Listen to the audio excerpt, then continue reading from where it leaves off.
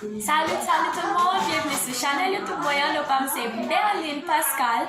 Et puis, dans la vidéo aujourd'hui, nous allons conjuguer trois verbes. Cause moi, il y a plus là, c'est qu'à faire dans conjuguer le verbe ça yo. Just moi voulais aider nous dans ça. Alors, vamos pro vídeo. Voltei. Eh bien, gente, nous allons conjuguer trois verbes qui c'est verbe parler, qui c'est falar, et verbe manger, qui c'est comer, avec verbe acheter, qui c'est comprar. Comprar, gente. Eh bien, trois verbes ça yo pas tellement difficile, mais il y a des gens nous haïtiens conjuguer, ça veut dire les vite faut pas qu'attendre ça mon âme dit, les vite faut pas qu'à comprendre ça mon âme dit, dans qui ton la parler, tant pour ça veut dire etc. Eh bien, tant pour par exemple, n'a pas parler, à m'a donné un exemple avant. Tant pour nous haïtiens qui a parlé avec mon ali dit amanhã eu vai falar com você. Donc ça ne pas dire, il va bon pas faire ça guys. Pas faire ça amanhã eu vai falar com você, pas faire ça, pas faire. Parfait.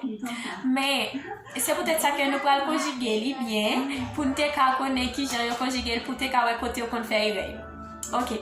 Verbe parler qui c'est verbe falar, que se eu falo, você fala, ele fala, ela fala, nós falamos, vocês falam, eles falam. Não é que c'est un verbe qui trace pour nous. C'est peut-être ça que moi mettre les legende là en bas pour nous garder li, pour nous copier, pour nous faire annotation, pour nous que bien dans tête nous. OK? Eh bien, on allait.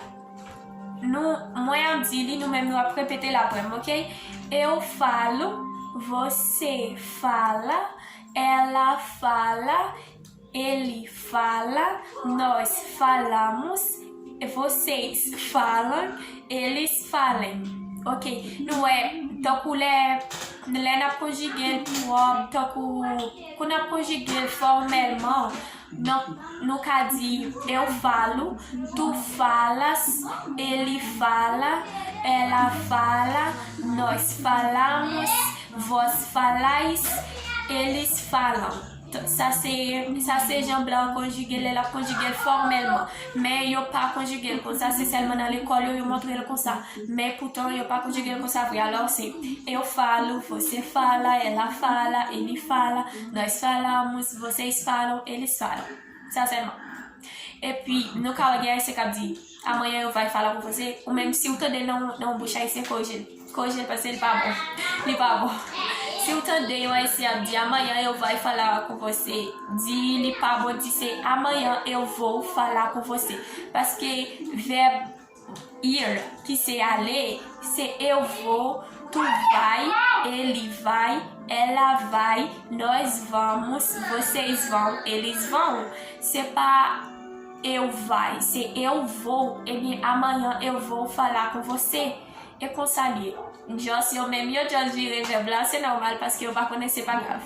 Nous allons aller dans le deuxième verbe là qui c'est verbe manger, comer. On allait, c'est eu como, você come, ele come, ela come, nós comemos, vocês comem, eles comem. Ça c'est verbe manger, guys. Si vous connaissez, c'est un verbe tout le monde aime conjuguer, mais moi-même tout le monde aime conjuguer parce que moi-même manger pile. Alors, eu como, você come, ela come, ele come, nós comemos, vocês comem, eles comem. Nous, c'est un verbe qui est très simple parce que nous tous aimons faire bagaille ça. Nous tous aimons faire action ça. Alors, c'est un verbe qui est très facile, nous tous le connaissons. Pour nous prendre le verbe acheter. Mais avant d'apprendre le verbe acheter, on a l'autre exemple encore sur le verbe manger. Nous connaissons, il y a un pays haïtien qui dit, si vous mangez telle chose, qui ça va manger là? Tant qu'on dit, au lieu de dire, você tá comendo o quê? Que c'est ça va manger là. Mais yo dit, você come o quê? Donc, les gens disent você come o quê? Ils demandent ça manger là. Mais ils pas dit ça va manger là. Donc, les gens disent você tá comendo o quê? C'est ça on dit ça la manger là. Dans moment poser une question qui ça la manger là. On y a la même. Là on dit você come o quê? C'est modèle à qui ça li alimenter, à qui ça li nourrir, oui, bagay ça yo. Ou pas modèle qui ça la manger là. Là on dit você come o quê? Non, você tá comendo comendo ok. Você tá dizendo ok. Você tá falando ok. Então, quando eu digo tá falando, tá dizendo, tá, Léo mete tá, está fazendo, yon l'autre bagay derrière, c'est uma demona qui s'allie en train à faire là. Tant qu'on a fait qu'on y a là, on dit você tá falando ok. Qu'est-ce que tu es en train de dire? Alors, ouais, c'est un bagay qui ne commence à la qu'on y a là. Alors, l'homme demona, você come ok, você fala ok, você ceci ok, c'est là ok. Nous, tant qu'on lit pas approprié. Alors, plutôt mettez está fazendo ok. Là, ça, Muna li même après pour nous, estou comendo banana. Si muna manger figue, alors il a dit estou comendo banana. Si muna manger maïs, estou comendo milho. Si muna manger diri, estou comendo arroz. Si muna manger pain, estou comendo pão. Si muna manger etc. Donc il a dit estou comendo ma comida. Seulement, il va me dire qui ça la manger, il just dit la manger. Ok, mais en tout cas, il est bon.